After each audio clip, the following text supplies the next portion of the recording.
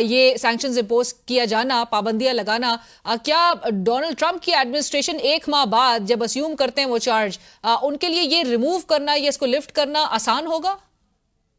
جی بالکل، چونکہ executive order کے ذریعے ہے تو وہ امریکی جو صدر ہے اس کے پاس اختیار ہوتا ہے کہ وہ اس آرڈر کو کینسل کر دے یا اس کو امپلیمنٹ نہ کرے، یا اس کے حوالے سے